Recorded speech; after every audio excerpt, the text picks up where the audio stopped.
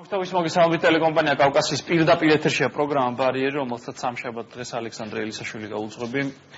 სოციოლოგიური კვლევების შედეგად გამოწვეული გაუგებრობები ღრმავდება ყოველ ჯერზე, ყოველი ახალი კვლევის შედეგების გამოქვეყნების შემდეგ. სულ უფრო იბნევა ხალხი ნაწილი საზოგადოებისა იჯერებს.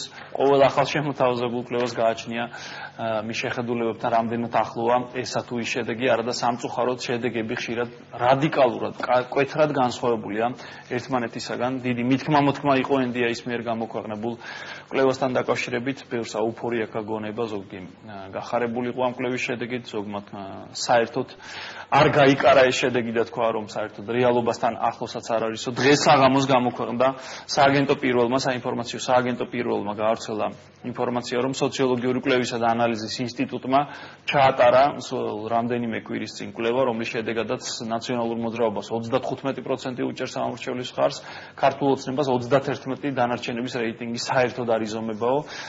ითქვა, რომ ეს ორგანიზაცია გახლავთ იაგო კაჭკაჭიშვილის, სოციოლოგი იაგო კაჭკაჭიშვილის ორგანიზაცია, თუმცა თავად ბატონმა იაგომ უარყო და თქვა, რომ არ ადასტურებს ამ შედეგებს, მაგრამ ამბობს, რომ ეს სააგენტო პირველის მიერ გამოქვეყნებული შედეგები უფრო ახლოს არის რეალობასთან, ვიდრე NDI-ის მიერ გამოქვეყნებული შედეგები. მოკლედ, მთელი ქართველიერი დაბნეულია, ვის ვენდოთ, რომელი კვლევის შედეგებია სანდო და რა შეიძლება იყოს ამ სოციოლოგიური კვლევის ჩიხიდან, ერთგვარად ამ ჩიხიდან გამოსავალი, რა შეიძლება იყოს ისეთი, რომ რა მექანიზმით შეიძლება მოხდეს საზოგადოებრივი განწყობების და შეხედულებების კვლევა, რომ ეს იყოს ყველასთვის გასაზიარებელი, ყველასთვის დასაჯერებელი, ყველასთვის მისაღები, შესაძლოა ვიღაცისთვის შედეგი თლად სასურველი არ იყოს, ყოველ შემთხვევაში ფიქრობთ ეს საკუთარი შედეგების გაუმჯობესებაზე და არა საუბრობდეს იმაზე, რომ ეს არის მისაღები ან დასაგმობი,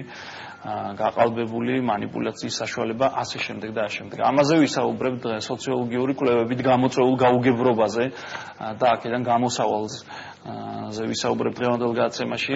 ჩვენი სტუმრები არიან სოსო გალუმაშვილი, კომპანია ჯემპრას კონსულტანტი, მარინა ჩიტაშვილი, ფსიქოლოგიის პროფესორი, პაატა ვეშაპიძე, გაზეთ 24 საათის გამომცემელი და წამში შემოგვიერთდება პუბლიცისტი მაია ორჯონიკიძე.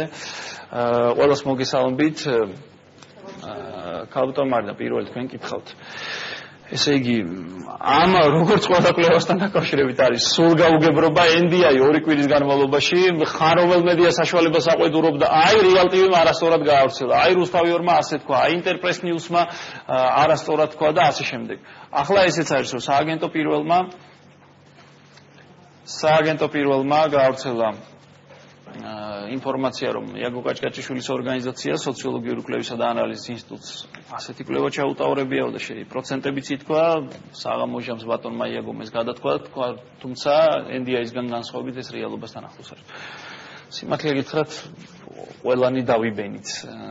თქვენ რას ფიქრობთ? თქვენ რა მონაცემი გაქვთ, რამდენად მისაღებია ეს, რამდენად მისაღებია NDI-ის კვლევა და საერთოდ რა ასთან გვაქვს საქმე? რატომ ხდება, რომ ეს რაღაცა ყველას აფორიაქებას იწვევს და მოკლედ რაღა ვთქვა, არ ვიცი ამ კვლევებთან დაკავშირებით, ვეღარ გაიგებს კაცი რეალური შედეგი რა შეიძლება იყოს და ვისი კვლევა შეიძლება იყოს მეტნაკლებად გულსხმელი. უპირველეს ყოვლისა დიდი მადლობა სტუდიაში მოწვევისათვის.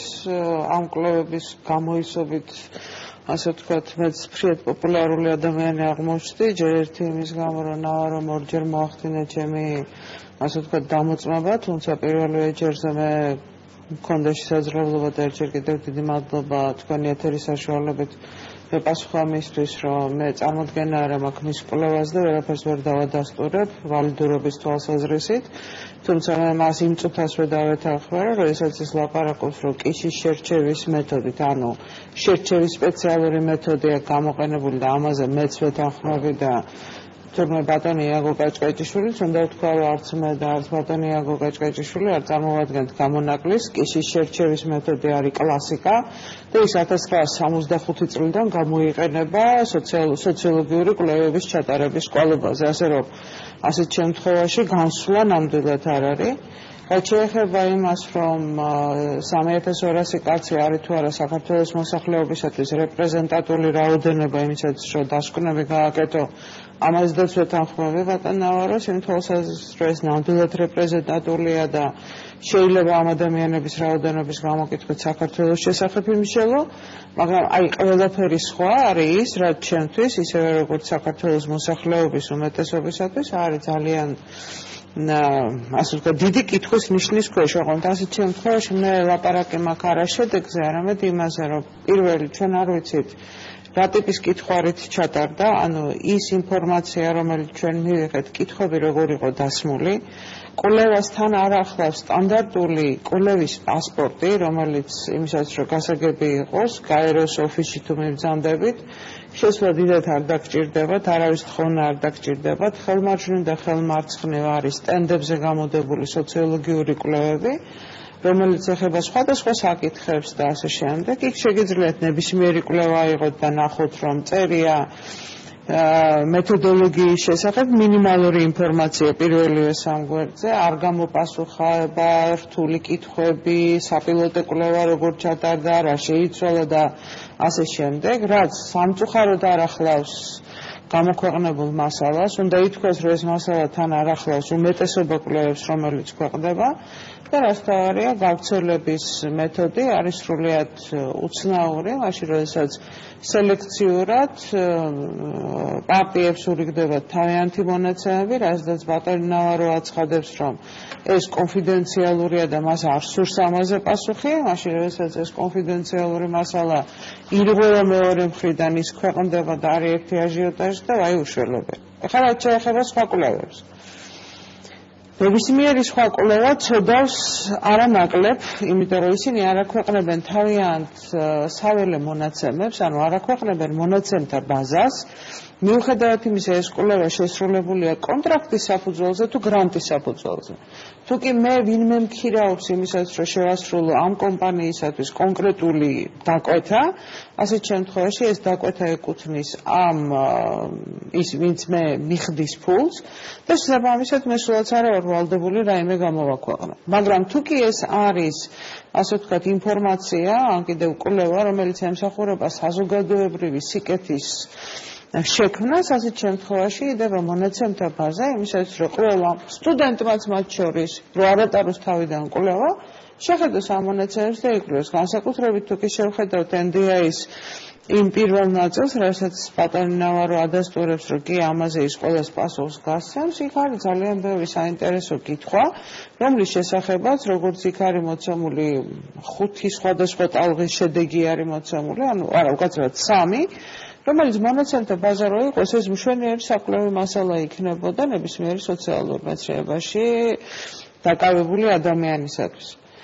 ეხლა რაც შეეხება პოლიტიკური რეიტინგებს და განსაკუთრებით წლევანდელ წელს და საარჩევნო წელიწადს, უნდა ვთქვათ, რომ პოლიტიკური რეიტინგების კასკადი ჯერ ეხლა დაიწყო და შემიძლია გითხრათ, რომ ნალეკო თქვენ ალბათ ვერ აუხვალთ იმ კვლევებს და იმ განსხვავებებს, რომლებსაც დაახლოებით აგვისტოს ბოლოს, სექტემბრის დასაწყისში დაიწყება. იმიტომ რომ ასეთ შემთხვევაში ეს იქნება, ასე ვთქვათ, აი დაბნეულობა თქვენ მერე ნახეთ, ანუ ეს იქნება ჩვენახევრით ადრე ვიდრე არჩევნებამდე. ხოლო რაც შეეხება დებატებს იმის კვალობაზე, რომ ეხლა თურმე ნოიტყვით ეს კვლევა რაღაცას ამზადებს, ვიღაცას ქმნის წინაპირობას, მე უნდა გითხრათ, რომ არც ერთი კვლევა 6 თვით ადრე თან პოლიტიკური რეიტინგების ვერაფერს ვერ მოამზადებს და ვერაფერს ვერ გააკეთებს. კარგით, მაგაზეც ვისაუბროთ, რა შეიძლება საზოგადოებამ დაუპირისპიროს, ახლა ცოტა ისეთი საზოგადოებამ ერთად თქვა, მე უბრალოდ რა შეიძლება, როგორ შეიძლება მოხერხდეს, რომ ჩვენ კვლევებს ვენდობოდეთ. და რაღაცა მექანიზმი ან ინსტრუმენტი თუ შეიძლება იყოს ყველამ ერთად მოვიფიქროთ, რომ ნაწილი არ გზნობდეს უბრალოდ შეურაცხყოფილად თავს, ან მერე პირუკუ, ახლა რომ გამოქვეყნდება ის არ ფიქრობდეს, რომ ვისაც მოკლედ აწყობს ის შედეგი მისთვის არ იყოს მისაღები და არ გმობდეს ერთმნიშვნელოვნად. ასე უნდა იყოს არჩევნები ზოგადად და შეიძლება თუ არა წელს ოქტომბერისთვის გადავდგათ, მოკლედ ცოტა მიუახლოვდეთ ცივილიზებულ კვლევებსაც, ცივილიზებულად ჩატარებულ კვლევებსაც, ცივილიზებულად ჩატარებულ არჩევნებსაც. წახვალ თუ არა დღეს ინტერაქტივის კითხვა არ გამომიცხადებია ისე დაიდო და დაიწერა ჩვენს ტელეეკრანებზე. წახვალ თუ არა 2012 წლის საპარლამენტო არჩევნებზე, რა თქმა უნდა, ოქტომბრის არჩევნებს გულისხმობთ, ზუსტი დღე, არ ვიცით არჩევნები როდის ჩატარდება, მაგრამ ვიცით რომ ოქტომბერში იქნება. დიახ, არა, არ გადამიწყვეტია ასეთ სამსავარაუდო პასუხს თავაზობ ჩვენს მაყურებელს ბატონ პარკა. წახვალ თუ არა ამას არ გეკითხებით. არც გიპასუხ.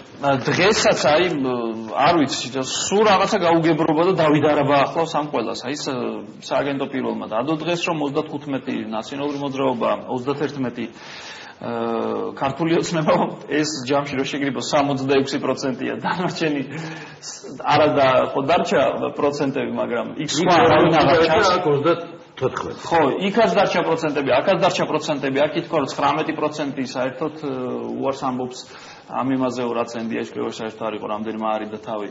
შემდეგ ბატონმა იაგომ თქვა რომ ეს კი რეალობასთან ახლოს არის, რაც გამოაქვეყნეთო, მაგრამ ზუსტად არ არის არასახავსო რაც ჩვენ ჩავარ. მოკლედ ვერაფერი ვერ გავიგეთ ამ ქართველმა ერმა. თქვენ რა დასკვნები გამოიტანეთ NDI-ის კვლევისგან? შეგვიძლია დავეყნოთ იაგო კაჭაჭიშვილს და მეტნაკლებად ახლოს არის. ცოტა ისე ანუ ქართული ოცნების რეიტინგი უფრო მაღალიაო, უნდა ვიგულისხმოთ აქედან. ქართველებში თუ მე გულისხმობ, არა ყველანი ერთად სახელით მოდა მე თქვენ არ ხარ პედაგოგიური დამოკიდებულება მაქვს ამ კვლევებში. ამ კვლევებში. არა, სულ არა ვარ დაბნეული. რატომ არ ხარ ეს გითხარით? კი, აგიცნით რა ვარ დაბნეული. მე თავიდან ის მინდა ვთქვა, რომ მე მგონია რომ ჩვენი მედია რაღაც ზედმეტად დიდ მნიშვნელობას ანიჭებს ამ კვლევებს და რაღაც არაჯანმრთელ აჟიოტაჟს ქმნის ამის ირგვლივ. იმიტომ რომ ეს კვლევები ვეთანხმები სპეციალისტ და ჩემი აზრით ძალიან კარგი სპეციალისტ სოციოლოგიის საქართველოში ერთ-ერთ კარგ.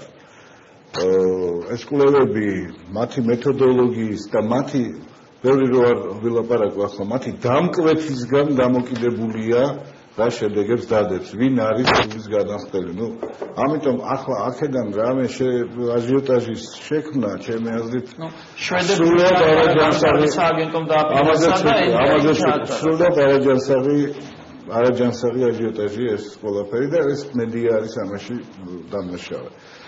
რაც შეეხება NDI-ს მე არა მაქვს არავითარი საფუძველი, აი ერთი პატარა საფუძველიც კი მე ესე ვერ მიუძღები რასაკვირველია, თუმცა რაღაც ზოგიდან მეც გამეგება ისე ზედაპირულად, მაგრამ არანაირი საფუძველი არ მაქვს, რომ პირველი რომ NDI-ს პატიოსნებაში მის გადავახო გულწრფელობაში ეკავშირებით არავითარი არ მოუწია ამ ორგანიზაციას ასეთ საფუძველი ჩემთვის პირადად და მე მგონია რომ მარტო არა ვარ ამ ჩემს არჩი ეს ერთი. მეორე თუ ეს კვლევა სხვა სოციალურ პრობლემატიკაში აჩვენებს ჩემი აზრით ძალიან რეალურ სურათს, იგივე კომუნალური გადასახადების თვალსაზრისით დასმულ კითხვებში სრულად რეალური სურათია, იგივე ბიძინა ივანიშვილის მოქალაქეობის აღდგენის კითხვაში სრულად რეალური სურათია. მე ვფიქრობ ასე ფიქრობს ქართული საზოგადოება და ასე შემდეგ რო არ გავაგრძელო იქ ძალიან ბევრი სხვა საკითხია სოციალურ თემატიკასაც ეხება, პოლიტიკურ თემატიკასაც, ქვეყნის ორიენტაციის, ქვეყნის უსაფრთხოების საკითხებს.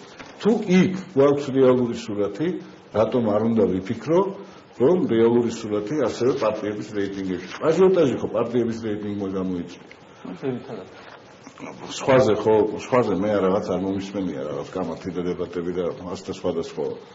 ამიტომ ჩემი აზრით კიდევ ერთხელ ვიმეორებ, არის აგერ მეორე კვლევა, ხო? ბატონ იაგოც ამბობს რომ შლათ არ ეთანხმება, მაგრამ უფრო რეალობასთან ახლოს. მე ამას ვუდგები, არ ვიცი, შეიძლება ვიღაც არასერიოზულად მოეჩვენოს, მაგრამ ძალიან მარტივად მე ყველა კვლევის შედეგს ვეცნობი, ვცდილობ მაქსიმალურად რამდენადაც ჩემი განათლება მომცემს ამის საშუალებას და ჩემი ცოდნა მომცემს ამის საშუალებას ჩავწვდი ამ კვლევის მეთოდოლოგიას, ნუ რასაკვირველია ბოლომდე ამას ვერ ვახერხებ. აქედან რაღაც შევაჯერო და გამოვიტანო გარკვეული დასკვნები.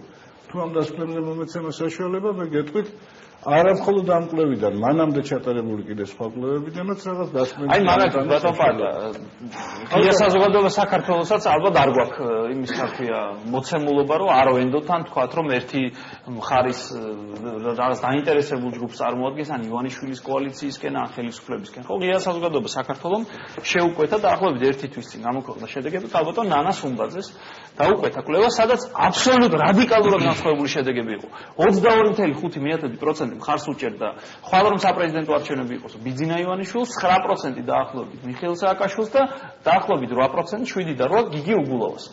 ამის მერე ქვეყნდება, აი ამას ვამბობ, რომ ქვეყნდება შემდეგ NDI-ის კვლევები, სადაც სულ სხვა შედეგებია. ეხლა იაგო კაჭკაჭიშვილის, მეტნაკლებად ახლოს არის ითქვა და ამიტომ ვარ მე გაბნეული ქართველების წარმომადგენელი. მეც ამას ვამბობ. საერთო საშუალო არითმეტიკული ხარჯი გამოგყავდეს, არა ხო? ანუ ისა რა ქვია, რეალობის განსაცვალო არითმეტიკული ძალიან პრიმიტიული მიდგომა იქნება ჩემი აზრით, მაგრამ თუ ჩვენ ყველა კვლევას მივყვებით თანმიმდევრულად, და ვნახავთ რაღაც დინამიკას და ამ დინამიკის მიხედვით ვიმსჯელებთ, ანუ იქ რაღაც სანდო რაღაც არ არის სანდო, რაღაც დაკვეთილია, რაღაც არ არის დაკვეთილი, ხო? რაღაცას თუ გავიაზრებთ და ვიმსჯელებთ, დაახლოებით მივიღებთ სურათს. ამ კვლევებს სხვა მეტის პრეტენზია არც აქვს. დაახლოებით სურათი აზრით არის. ან ივანიშვილის 22.5% თუ NDI-ის 47% ნაციონალური. ასე ცალსახად ციფრებს რასაკვირველია მე არ მეგულება ადამიანი, ვინც ახლა ცალსახად რამე სახის ციფრებს დაასახელებს, მაგრამ დაახლოებით სურათი ჩემი ხედვით ასეთია.